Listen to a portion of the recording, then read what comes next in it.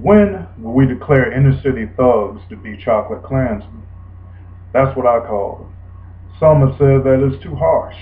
My response is, how can you be too harsh in critiquing people who kill their quote brothers and sisters with the same abandon once reserved for the most vicious racists of a past era?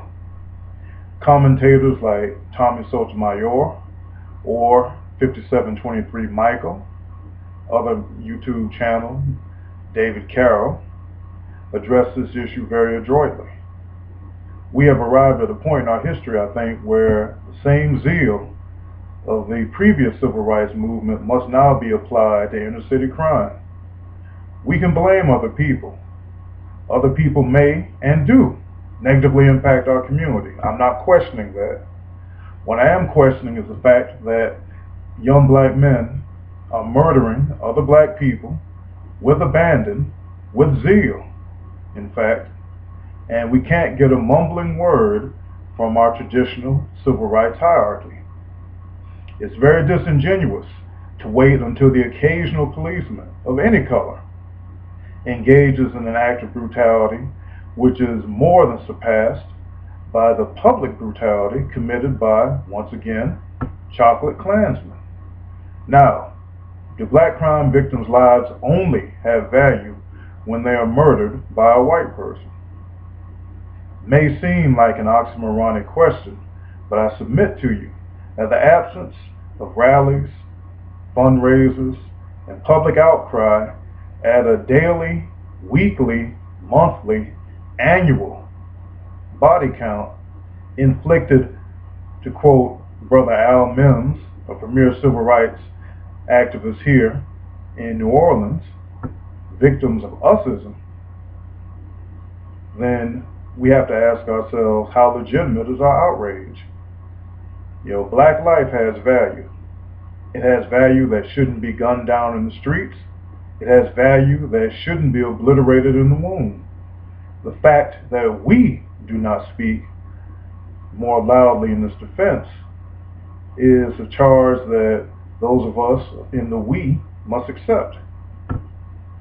It is cowardly to demand that people from another community respect you and uphold you more than you respect and uphold yourself. If the endless parade of young men who haven't even reached 25, infants, and women and girls is not enough to move you into action, I don't know what is. What has to happen? Do we have to have entire kindergarten classes destroyed? Do we need to have churches set ablaze by black gangs who decide that they have no compunction and no bounds because they face no opposition? Safety rights is the 21st century civil rights movement. And we can either get on board or stop complaining.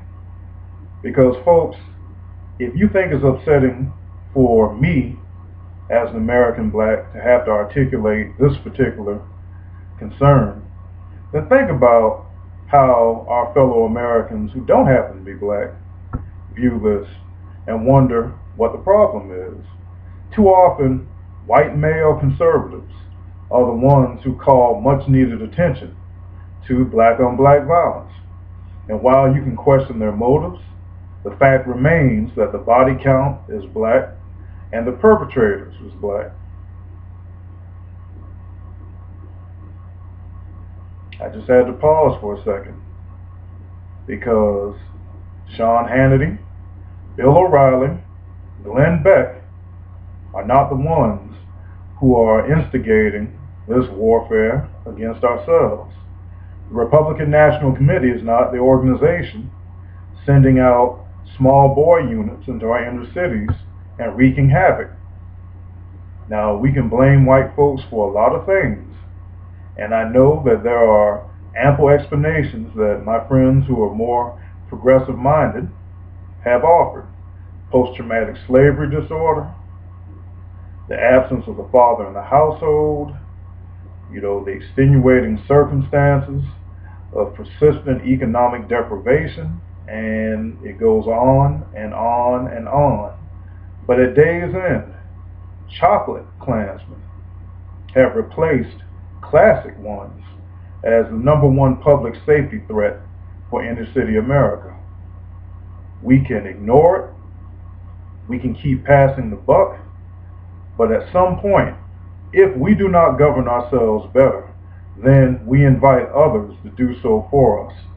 And consider, if you don't like how you're treated when you go to the airport, if you are offended by excessive scrutiny when you enter a courthouse, particularly a federal one, I submit to you, if we do not end the cultural disease known as chocolate Klansmen, then our streets will be under martial law. And guess what? It will be us asking for it.